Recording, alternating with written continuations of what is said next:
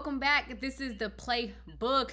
We're your favorites, Candace and Kay. This is your favorite talk show where we focus on girls and women's sports. This is going to be a quick, easy show today because that game yesterday was quick and easy. Very. Please follow us on all social media platforms: Instagram, YouTube, TikTok, Twitter.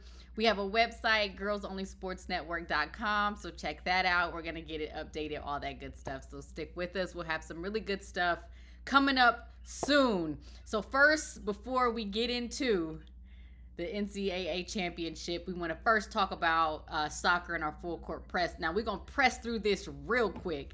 Our U.S. women's national team took on Brazil in a friendly recently, winning that game 2-0.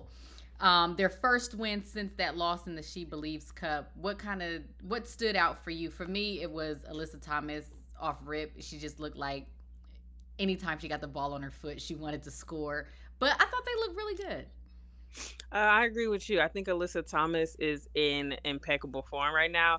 Last week when we talked NWSL Power Rankings, I did not talk Angel City, but she is the reason I put Angel City at number 3 right now, even with it's early. Everybody pretty much had the same record, but right.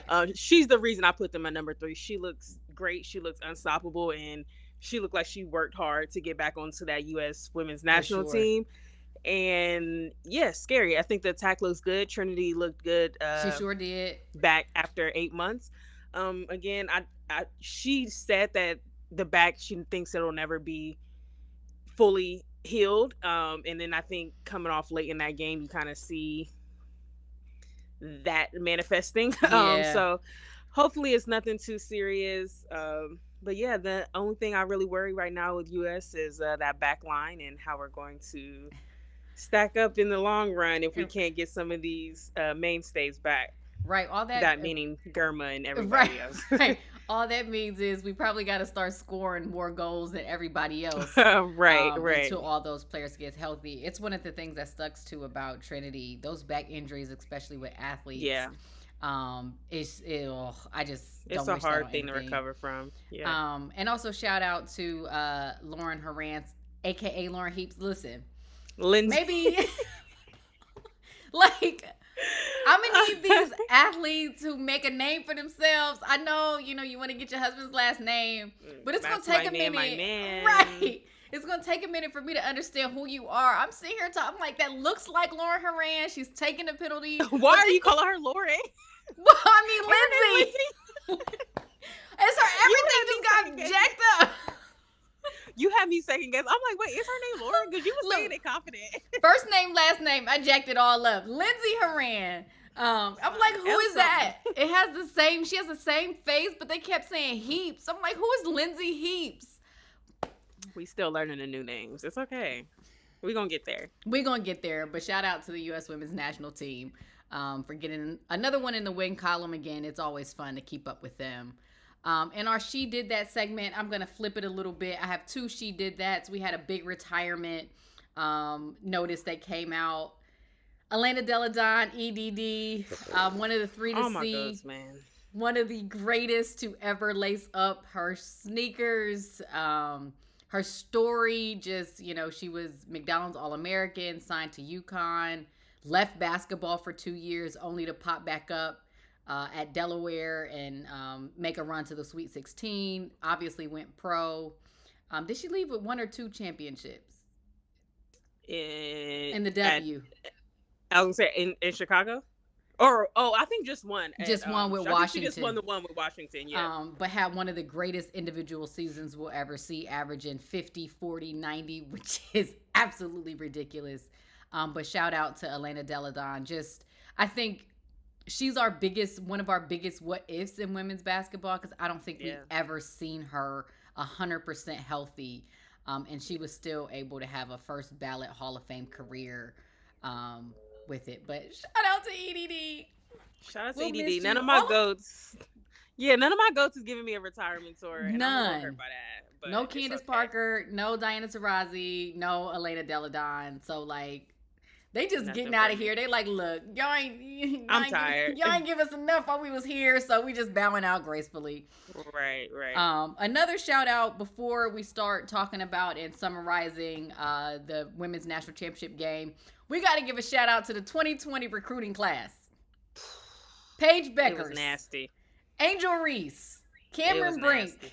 Caitlin Clark. Gosh. And Camilla Cardoso. Listen. Oh my God. And there's a few others in that class too. I think Haley Van Liff was in that class. But these 5 players specifically, 4 of them leave with national championships. Obviously, Caitlin leaves with the all-time NCAA scoring record. Just took women's college basketball to another frontier. Nasty. I mean, whoever had these players ranked, and they're all ranked 98. Yeah. You know what I mean? So them coming into college, I hope people understand that it was recognized early that these 5 players were going to be transformational. Obviously, we see how she probably didn't get enough publicity last year. I know she was a part of the little documentary series they have following collegiate players, but Camilla Cardoso was generational. You see what happens when she's no longer on the team. Obviously, Caitlin Clark, Cam Brink wins a national championship at Stanford. Angel Reese transforms LSU and becomes probably women's basketball's biggest celebrity, which is very much needed. And then Paige Beckers, who obviously got beset by injury, but able to play big time and able to capture a national championship. But those 5, listen. Yeah, they kicked the door open on that. the new generation. Yes. Yeah. They brought in the new era of the female swag, style, aura, controversy, household names, NIL. They did it all, and just starting out their pro careers, we get them early. So 4 of them will be in their second year. Obviously, Paige will be a rookie, so women's basketball will be in great hands. But shout out for them for what they did for women's college basketball. Now, in our X's and O's state section, this may be fairly quick. Right. Because that game was quick. Yeah. But starting off, the UConn Huskies won their 12th national championship. Paige Beckers, who I think a lot of people was their sentimental favorite to be able to capture a championship before she left UConn with all of the expectations that come with playing in that program. They did it in dominating fashion. Paige Beckers played just cool, calm, collective, AZ Fudd, unstoppable. Couldn't miss. And listen, to me, I don't know about you, the best player on the floor. Yep. Sarah Strong. That freshman. That freshman. Listen. Break it down for me. Listen, I don't take away from nothing nobody else did. It was everybody had to come and show out for this game. AZ couldn't miss in that first half. Sure couldn't. Paige handled her business. But Sarah Strong, over the last 2-3 games,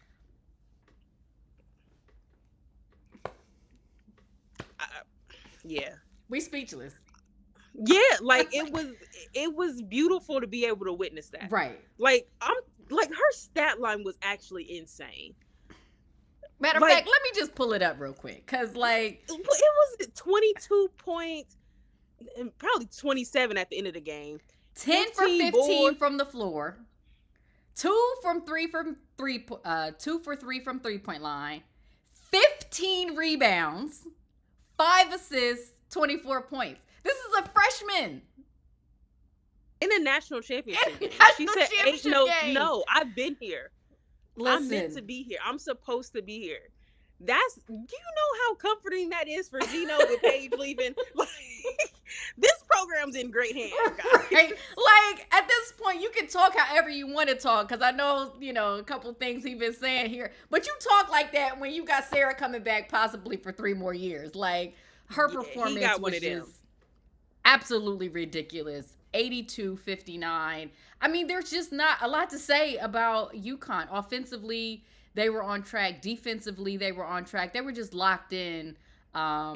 for basically the entire game. I thought the first quarter, I was like, oh, we about to get a have a match. game. We about to have a Yeah. match. But then, especially offensively, UConn just took it up a different level. Yeah. And what can you say about Paige? All the injuries, all the expectation. It's not easy playing at UConn. I mean, that's probably the only program where, like, listen, if you leave not winning a national championship, people look at your career like, ugh, you're good, but you're not one of the greats. So now she has a big banner, and to see how much it meant to her was really, really good. So shout out to UConn, 82-59. At one point, they were up by 30 points. It was just nasty. Yeah, it was crazy. It was nasty. Now, South Carolina, y'all got worked. Y'all got worked. And I think we kind of talked about it leading up to it. Their offense was, if they made shots, but I'm like, there's really nothing you can do. No matter, they play fairly good defense, but there's absolutely nothing you could do if you can't make shots. Yeah, I think that was it was an ongoing struggle throughout the whole tournament with South Carolina. They needed somebody to step up big in this game, and they also need everybody else to kind of match that energy. Maybe not give full out performance, but they needed somebody to step up huge, and then everybody else to still be able to knock down those shots. Because when you look at UConn, you have 3 scorers. You have 3 prolific scorers. Like, they're going to get their points. They're going to get their baskets. They're going to get the job done. When you look at this South Carolina team, where they're at right now, they don't really have anybody that's fully in that role to get them the buckets that they need. And I think that's where they fell short. But again, you can't knock what South Carolina's been able to do with, again, they've been challenged in this tournament, and for sure. And they had to dig it out. I I mean, they had to get it out the mud. Because like you said, nobody's really been that go-to scorer. Even in the championship game, I felt Joyce Edwards was the only one actively looking for her shot. Yeah. Outside of the 100 million layups that they missed. But I almost sound like a hater, but it's just like, they have the capability to be scorers, but it's just like something was hindering them. Like, Pow wasn't shooting threes. Tessa wasn't shooting her mid-range. They, were headed into the post, getting their shot blocked. I think Sarah Strong had about 3-4 blocks too. Yeah. That damn freshman. But yeah, you can't, like you were let me let you finish your point, because like you said, they've been digging that out the mud just to get to the championship game. That's exactly what it is. And it's like, you can't, I'm not going to be a hater. I'm not going to say nothing. I'm not going to be like, oh, they got embarrassed. Like, y'all got embarrassed, but y'all still, this whole year, I think South Carolina's got a target on their back for the last 5 years. Like, it's been South Carolina against everybody. Right. And still, shout out to that team. Shout out to Don. Shout out to that whole coaching staff that, again, still, you can lose a national championship and everybody's still going to buy into that team every year. Because of your coaching staff and because of everybody. Because of Don, so you lose Camila Cardoso, you lose Ashlyn Watkins, you still make it back. I'm still here to the national championship game. They just ran into a informed UConn team that was just operating on everybody all was waiting for they fall off, and it did not come. It didn't happen. I just wanted a really good game because we got almost 3 blowouts, and we did get 3 blowouts in this Final Four and in the national championship game. I wanted a really good one. I before we leave South Carolina, I do want to say, if you are a pure scorer in the portal, your call need to be directly to Don Staley and South Carolina, because all they need is somebody to, and it's not like you need to go out there and get 20 points. Like, you just need to be offensive minded. The defense, I think, will take care of itself.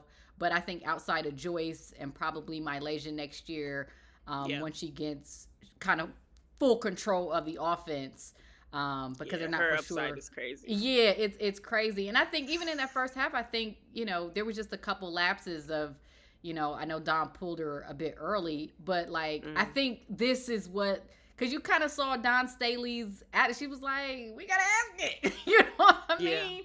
Like, it happens. And I think we're going to see Malaysia jump 5, 6, 7, 8 spaces, because she looked ready to go. Joyce looked like she was ready to go. So we'll see And what everybody except for who Bree Pow Hall, Pow. Sanaya, Pow Pow, and maybe Raven Johnson. She was kind Yeah, of. I think Raven will be back. You I do? hope Raven comes back. I hope Raven comes back. I think for her pro career, she has to come back. I think she has to Agreed. be more offensive minded. Yeah. Granted, you're okay having a floor general on the floor. Courtney Vandersloot comes to mind, but at a certain point, you got to knock down shots, Facts. and you got to Because take when it. you So look at you say Sloot, but Sloot knock him down too. So Sloot knock him down. She sure Sloot does. can knock it down. So I think she definitely has to. I think she can gain a lot from coming back one more year. Just develop her game even more, and I'm excited to see South Carolina next year because they ain't a gonna lot of take people that one talking. lightly. They ain't gonna take that one lightly, especially everybody like, dang, y'all got blown out. But They ain't again, gone. shout out to them, the four seniors, but technically Raven Johnson, Sanaya Fagan, and Bree Hall only lost 7 games in 4 years, 2 national championships. Yo, it's not that championship does not define they collegiate career. That's all I'm gonna say. Yeah, they did. It wasn't a bad loss, yes, but if you look at South Carolina's record while they've been there, it's nasty. So nasty. Shout out to that team. Shout out to John, and yeah, shout out to UConn, and shout out to my bracket. So, because everybody was hating on me. right. Well, somebody did have OSU going to the Elite Eight. But what was your overall thoughts of the season? For me, it was like it was fitting the most parity we've probably ever had in women's college basketball, with nobody is a dominant team throughout the regular season, only for it to come down to UConn and South Carolina, and only for UConn to dominate. In the Final Four. Like, so much for parity. Right. Yeah, no, I think it was like you said, it was an exciting season because we did have that who is the top seed, like the chatter around that overall number 1 seed. UCLA, now it's like USC, right? And then UConn was a 2 seed, like it was them, right? They sure did. So it was a beautiful season. I'm excited to see everybody going into the league. I'm excited to see what next year brings with everybody that's returning. I'm excited to see where people land. I'm excited for that comeback. It's gonna be fun, especially women's college basketball gonna look like the WNBA after the CBA, because dang near every single player is in the transfer portal. It's crazy. But you know what? I'm gonna do an extra time. It's only gonna be like 2-3 more minutes, so we got to figure out this transfer portal real quick, because there's, like I said, almost every player. I mean, it's just loaded with players that can either make and break a team, where they can build a championship contender through a portal. 1, do you think it needs to be fixed? 2, what's your solution? To the transfer portal? Yes. My only thought about the transfer portal, we've already talked about the timeline of it, of when it opens and things like that, and the distraction that it is. My only other stipulation with it is, I think players should only be able to enter it once. Like, if you make that decision, fine. Because I'm all for, even, it doesn't matter what year it is. You can come out your freshman year, enter the portal, but that's it. You know what I mean? And I understand, like, they're like, oh, you know, you never know what happens, this, that, and the third. That's cool, and I understand that. And under certain circumstances, I guess I get entering multiple times, but we out here like we just swapping teams, like.